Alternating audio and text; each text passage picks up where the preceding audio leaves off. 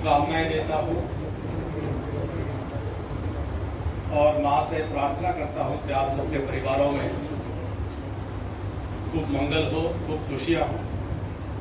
और हर प्रकार का सुख और ऐश्वर्य आप सबके परिवारों में मां की कृपा से आए। आज की इस पत्रकार वार्ता में मेरे साथ में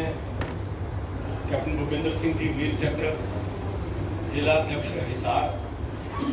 डॉक्टर बलवान सिंह जी जो हमारे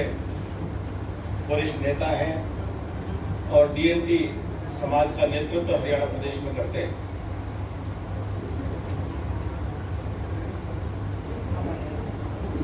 बड़ौदा का महासमर वह अपने पीक पर आ रहा है और मुझे आप सबके बीच में कहते हुए बड़ा संतोष हो रहा है कि जिस प्रकार के संकेत दर्शन जाइए तो आप सबसे मुझे साझा करते हुए बड़ी खुशी हो रहा है। और उम्मीदवारों की घोषणा के बाद सभी दलों के नेता कार्यकर्ता गांव-गांव में जाकर के और मैंने सोशल मीडिया के माध्यम से जो देखा है, नेता और कार्यकर्ताओं से ज्यादा सक्रियता आप लोगों की मैंने देखी है। उस सबसे जो संकेत मिल रहे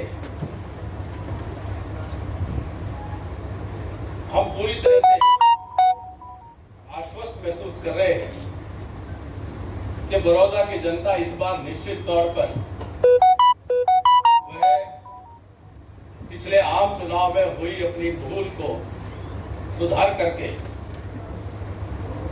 और बड़ौदा में कमल खिलाने वाली है। यूं तो हमें इस बात का निश्चित तौर पर अफसोस है कि 2019 में भी जिस प्रकार से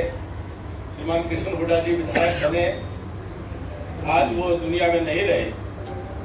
हम अपनी तरफ से उनको अपनी भावभीनी श्रद्धांजलि प्रस्तुत करते हैं और विधानसभा में भी उनके साथ में बैठने का मौका मिला। उनके प्रति हमारा सम्मान का भाव पहले भी था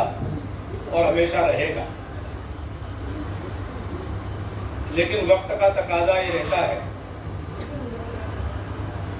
कि आज जो सुशासन और विकास भारतीय जनता पार्टी की सरकार में केंद्र और राज्य में पिछले 6 वर्षों में जो पूरे देश भर में हो रहा है, तो निश्चित तौर पर हम ये भी चाहते थे कि बड़ौदा भी उस बहती गंगा में हाथ धो दे। स्वाभाविक एक फर्क पड़ता है, पक्ष और विपक्ष का एक स्वाभाविक एक फर्क पड़ता है और बड़ौदा तो पहले ही भुक्तभोगी है। 10 साल बगल में सरकार रही, भूपेंद्र सिंह हुड्डा साहब मुख्यमंत्री रहे, गुवाहाटी गांव में बगल के हलके में सरकार का प्रभाव असर हर चीज के अंदर दिखाई देता था,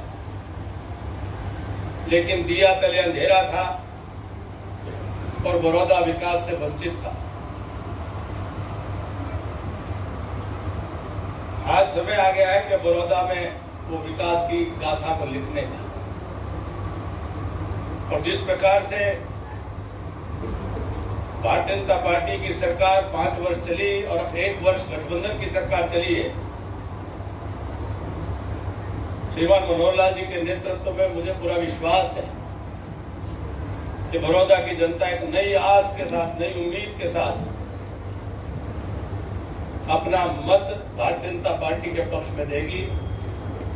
और हमारे बहुत ही होनहार उम्मीदवार, देश का नाम दुनिया में ऊंचा करने वाले,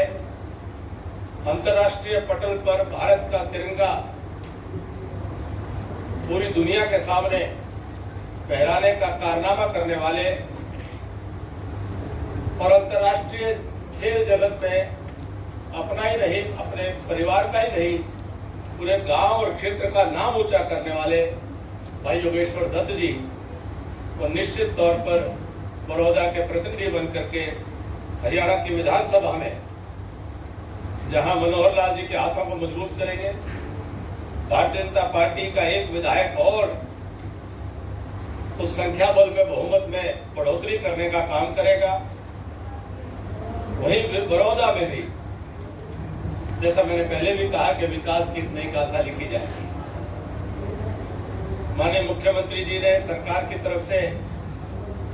पहले ही कुछ घोषणाएं की है, आप उनको लगातार चर्चा भी कर रहे हैं, लोग उसको सराह भी रहे हैं। अभी तक हैरानी की बात है कि 3 लाख के करीब या उससे भी अधिक जनसंख्या वाला क्षेत्र और 3 लाख में हर वर्ष अगर लगभग 6000 बालक बालिकाएं स्कूल की पढ़ाई पूरी करते हो और 6000 बच्चे औसतन 2% मान करके चलते हैं, तो 6000 बच्चों के पढ़ाने के लिए, उच्च शिक्षा के लिए एक भी कोई स्थान ना हो, ये वास्तव में आज के इस युग में बहुत ही शर्मिंदा करने वाली बात है। और वो भी तब जब 10 वर्ष सरकार के चौधर के नारे के आधार पर क्षेत्र को बरगलाया गया हो, बहकाया गया हो। तो आज उस कमी को पूरा करने का वक्त आया है। जो हमारा बहुत ही पुराना इस क्षेत्र का एक बड़ा ही सर्वमान्य संस्थान जो संस्थान रहा है, उसको भी माननीय मुख्यमंत्री जी ने विश्वविद्यालय के स्वरूप प्रदान करने का संकल्प किया है। वैसे में मैं मानता हूं कि शिक्षा सबसे बड़ा